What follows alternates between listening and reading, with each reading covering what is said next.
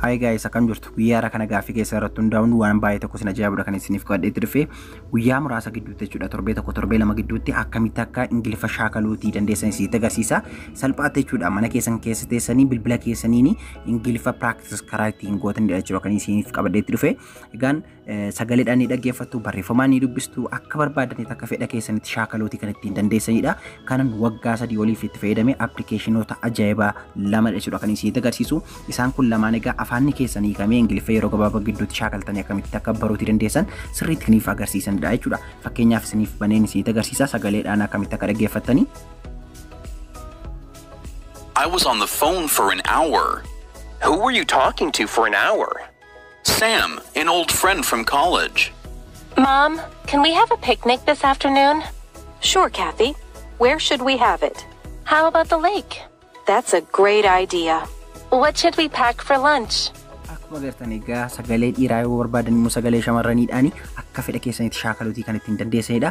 Waa hedduudha jechaadha kan inni of keessaatii qabu jireenya dhala namaaf kan barbaachisan haasaa gosa garaagaraatu as keessa jira jechaadha akka fedha keessanitti tireeningii gochuutiin dandeessu jechuudha. Hedduu tokkotti gammad egaan appilikeeshinii aan irraa isiniif qabadhee dhufe ji'oota muraasa dura chaanala koo guddaa irratti beeksisee agarsiiseetiin ture garuu yeroo sanatti Play Store irraa remuuvii ta'anii turan jechuudha. Play Store irratti salphaatti argachuun hin cimaa ture amma gara Play Store itti deebi'anii waan jiraniif egaa salphaatti lamaan isaaniiyyuu daayirektii gadi buufachuun bilbila keessan irratti ingiliffa yeroo gabaabaa gidduutti shaakaluudhaan beekuutii ni dandeessu jechuudha. Egaa lamaan isaa keessaa kan barbaadan tokko gadi buufachuu yoo barbaadan immoo lamaan isaa install godhattanii shaakala gochuutii dandeessu jechuudha. Ingiliffa practice gochuudhaaf hedduu tokko isin fayyada dirqama buufattanii itti fayyadamuu qabdu warroonni afaan ingiliffaa shaakaluu beekuu barbaadan isin jedha.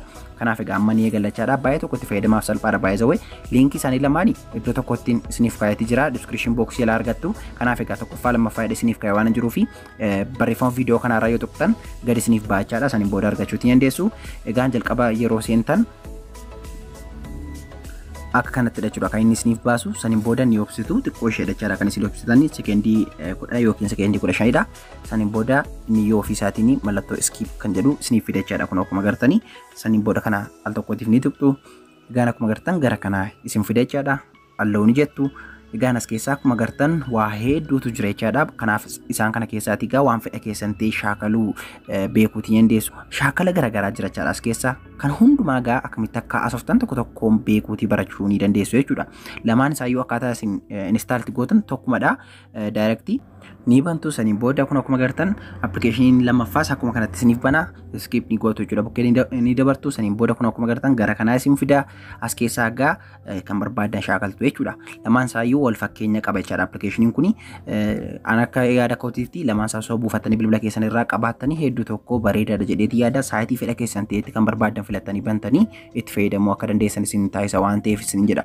Egaan as keessaatii practice gochuu kan barbaadan waan kamiin iyyuu ni filattu saniin booda akkasin tuqxaniini please wait jedheetu faayila sana afaan ingiliffaadhaan kan jiranii audio jechaadha audio of keessaa qaba waan ta'eef download isiniif godha sekendii 10 hanga 15 ni obsitu saniin booda kun akkuma agartan gaaffiif deebii ni qaba akkasumas immoo sagalee keessan haasoftanii kaatanillee rikaardii gochuu ni dandeessu waa hedduu jechuudha kan of keessaa qabu. Egaan maal gootu kun bakka kanarraati play gootaniitu sagalee isaanii dhaggeeffatanii akka isaanii taasisuu ni dandeessu bakka nama tokko buutanii immoo addanarraa jechaadha barreeffamaan shaakaluu dubbisuutii ni dandeessu jechuudha. I was on the phone for an hour. Who were you talking to for an hour? Sam, an old friend from college. Akkanatti dhaggeeffachaa saniin booda shaakaltu iddoo kanarraa aga kwiizinii qabachaadha gaaffiif deebii yoo barbaadanii isa dhaggeeffataniif barattanii itti deebisuutii dandeessu barbaadan immoo bukkee darbuu ni dandeessu. Egaan dhumarratti dhuftanii immoo sagalee keessan akkamitti akka haasoftan rikaardii of gootanii of waraabaa jechuudha. Waan haasoftan sana ammam akka fooyya'aa jirtan ammam akka ingiliffa dubbachuudhaaf amma akka ingiliffa dubbachuudhaaf afaan keessanii kamaa jiru sirriitti ilaaluutii ni dandeessuun isin jedha.